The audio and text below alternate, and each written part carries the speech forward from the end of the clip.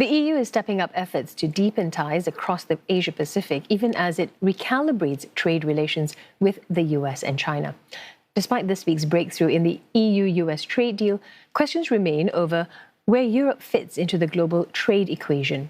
CNA's William Denselow files this report from Brussels. Negotiations on a free trade agreement began in 2007. Nearly 2 decades on, India and the EU finally reached a deal. Under the January agreement, the EU says annual goods exports to India could more than double by 2032, as India cuts tariffs on more than 96% of EU goods exports, while the EU removes or reduces tariffs on more than 99% of imports from India. This is the tale of two giants, the world's second and fourth largest economies, two giants who choose partnership in a true win-win fashion. It's not just India. The EU also concluded a major trade agreement with Indonesia last year, following years of negotiations, and it hopes to finalise deals with Malaysia, Thailand and the Philippines by the end of the year. The deal-making shows how the bloc is racing to diversify its supply chains and trading partners in the Indo-Pacific to better weather geopolitical shocks. Milestone. Member of the European Parliament and Vice Chair of the Committee on International Trade, Kathleen Van Bremt, says 2 years ago the idea of brokering agreements like these would have seemed unthinkable. They changed their mind as well. They say, okay, difficult with Europe, with all this legislation, but reliable, a beacon of trust. So they look at us also in a different way.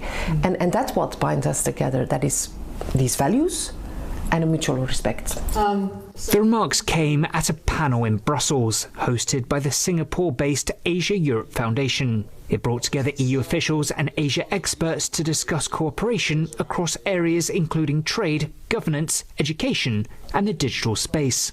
Europe and Asia can cooperate together in AI, digitalization era. Yes, how we can improve our cooperation and exchange our expertise, our knowledge.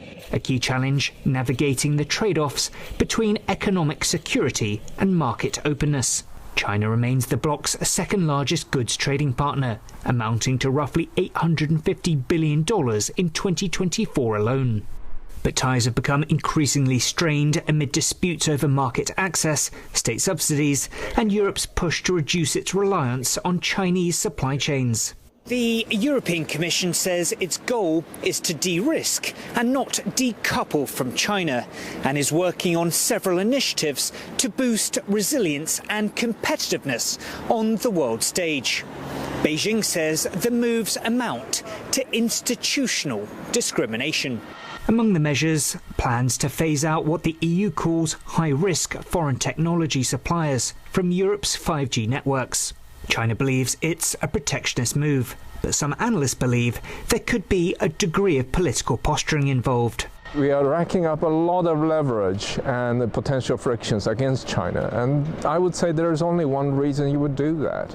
It's because we are forced against our will into a deal with China, whether we want it or not here in Europe, simply because Americans are doing a deal with China.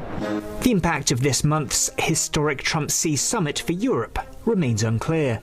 While a thaw in US-China ties may present economic opportunities, there are fears that Europe could be further sidelined, especially as EU-US trade relations remain on shaky ground. For CNA, I'm William Denselow in Brussels.